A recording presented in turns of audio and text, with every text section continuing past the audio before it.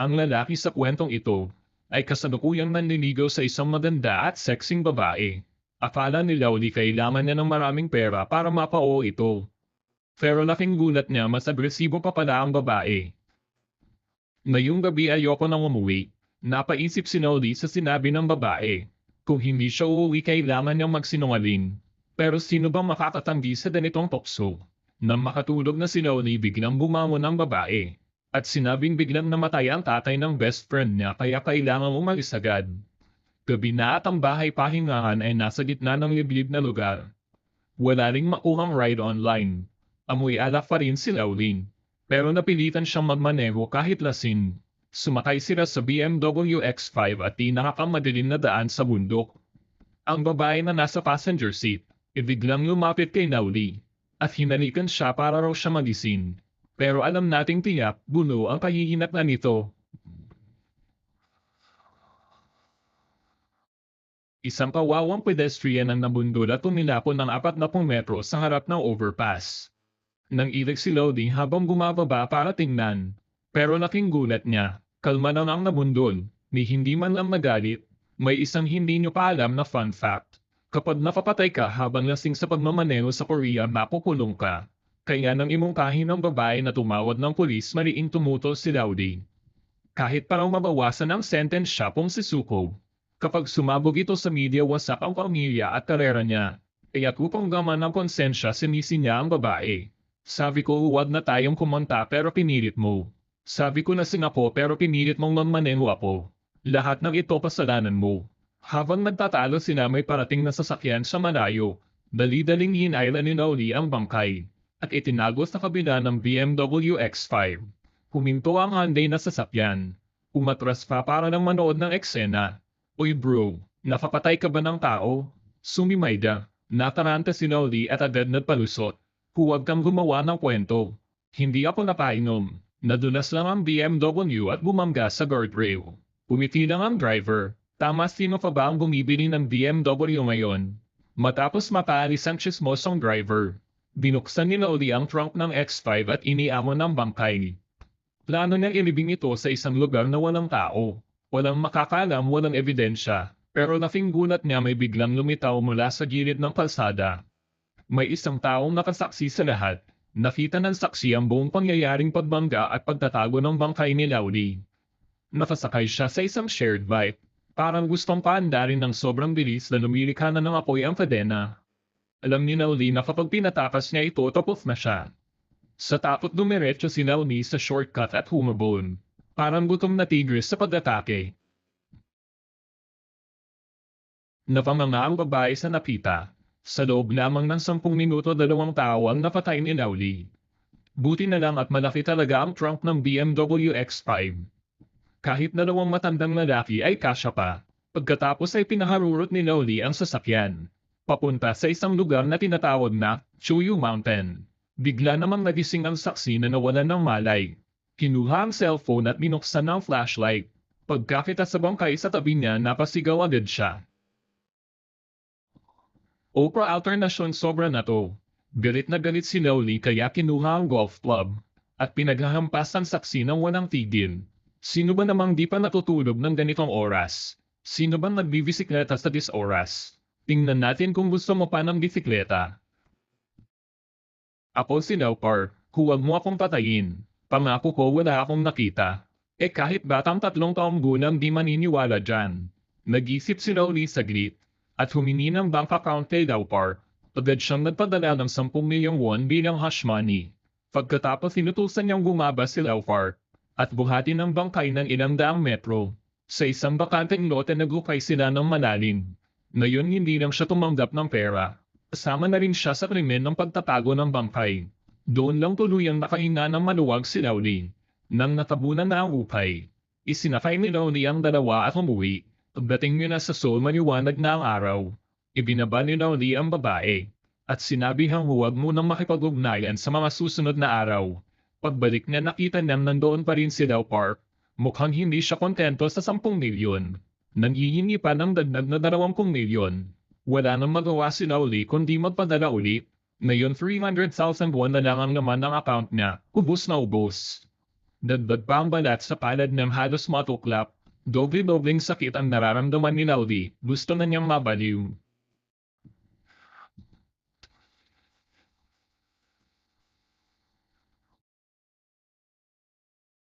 Arawan ng ebidensya kailangan ding ipagawa ang sasakyan. Naglabas ang service center ng estimate sa gastos. Umabot na 48 milyon won ang halaga. Lalong nadagdagan ang bigat sa dibdib ni Laulie. Gamit ang natitira niyang barya. Sumakay siya ng bus at damulong pauwi sa sarili ng klinika. Hindi niya alam ilang daang metro lang ang layo. May isang taong kinukunan ng litrato ang bawat kilos niya. Pagbalik ni Laulie sa opisina ng direktor, pinilit niyang linisin ang sugat gamit ang alcohol kahit masakit. Mawag siya sa babae, at pinakiusapang siya muna ang magbayad sa pagpagawa ng kotse. Sa isip ni Laulie, ang pagbabayad kapalit ng kapayapaan ay ang perpektong ending. Ako na naman ang sasalo ng lahat. Walang ganyan ang kasalanan mo rin to. Sayang masyado siyang umasa. Si Leopard ay parang maltong bumalik sa pintuan. Halatang gusto siyang gawing habang buhay na ATM. Narinig niyang humihingi pa si Leopard ng 30 milyon.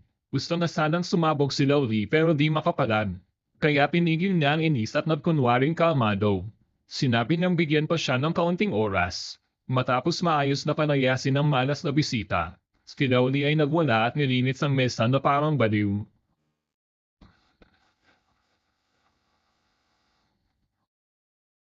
Nang matawagan siya ng repair shop para kunin ang kotse, napilitan siya mag-imbento ng kwento. Sinabi niyang nabangga raw niya ang isang ligaw na hayop sa ilaga. Hindi raw tao ang nabangga. Naguruhan ng mekaniko sa paliwanag. At ang sinabi nito ay gumising kay Laulie. Nakakagulat na ang wood ng kotse ay may lubog. Pero ang front bumper ay buo pa. Dapat ang bumper ang unang nasira kung may binangga siya sa harap. Agad siyang bumalik at hinanap ang basura. At nakita ang memory card na itinapon niya. Nandoon pala ang video mula sa dashcam. Isa-isang pinanood ni Laulie ang footage hanggang may nakita siyang kakaiba. Wala pala siyang nabangga, yung tao ay nahulog mula sa langit. Kaya pala may pedestrian overpass sa tabi ng pinangyarihan. Agad niyang hinanap ang kasunod na video. At pagkakita sa mukha ng nagtapon ng bangkay, napatinghap siya, si Leopard pala ang may gawa. Pakiramdam niyang niloko siya kaya agad siyang tumawag. Ibinahagi niya sa babae ang bagong tuklas. Pero pinadalahanan siya ng babae. Kahit wala kang pinatay, huwag kang mag-report. Dahil nasing ka pa rin noon at ikaw ang naglibing ng bangkay. Ngayon lang nakauhan ng tuluyan si Laulie. Pakiramdam niya ay dapat pa rin tumawag sa pulis. Sa pinakamasamang maltahan lang siya sa pagmamaneho habang lasing. At kung ibibigay niya ang tunay na salarin baka mapatawad pa siya.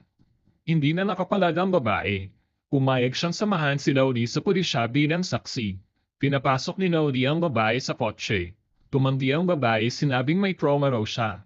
Ang mga babae talaga ang daming arte. Bulong ni Laulie habang sumakay sa mini. Kakaupo pa nang nila biglang nagbago ang ugali ng babae. Aish, ang bango ng hininga mo, alam mo ba yan? Pwede ba magsalita ka na nakasara ang bibig mo? Tingnan mo, oh. Ang dami kong gwapong kachat na nagyayayang kumain. Sa ganda kong to, tingin mo magkakagusto ako sa basurang tulad mo. Sobrang tinamaan si Laulie sa mga sinabi niya. Gusto na niyang sakalin ang mananding ahas na to. Ngunit bago siya kumilos, biglang may lumabas mula sa dilim. Isang lalaking may madulas na all-back ang lumapit at umupo sa likod ng sasakyan. Ito pala si Leopard. Ibig sabihin magkakampi pala ang dalawang hayop na to. Isang perpektong bitag para sa mayayamang Meniokies. Isang scam team mga manloloko. Target nila ang mga matandang may pera at mahilig sa babae. Habang pinaplano nila ang susunod na dalaw, tuwang-tuwa pa sila. Hindi nila napansing may isang pares ng mata na matagal nang nakamasid sa kanila. Pagmungkahi ang babae na pumunta sa bayan ng Madjiaton.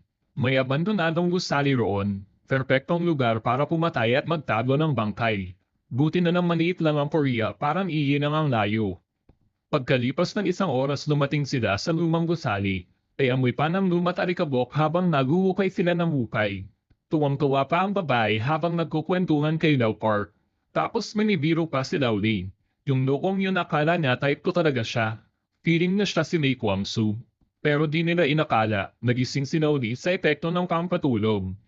Plano niyang patadong paandarin ng sasakyan at pumapas. Pero nang marinig niyang tinawag siyang desperate simp, biglang sumabog ang galit niya. Ilagay niya sa diam gear at inapapa ng gas. Nang marinig ng babae ang tunog, natakot siya at di makatakbo.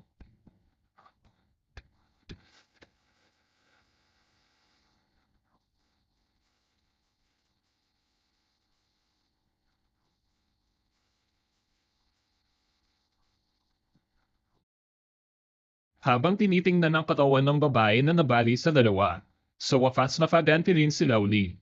Sabi mo mabaho hininga ko, mas mabaho bunganga mo. Ang pinakamahalaga sa tao, huwag magpapaapekto sa emosyon. Pero si Lowly sobrang sarap ng pagbawi niya. Nakalimutan niyang may isa pa sa buhay, si Leopard. Kahit wala siyang feelings sa babae, asosyo niya ito sa negosyo. Kaya kailangan niyang maghiganti. Maawa ka, huwag mo akong patayin. Iwinasiwas ni Leopard ang pala, at ginawang 2 piraso si Lowly, parang kahoy at basura. Mga kapatid,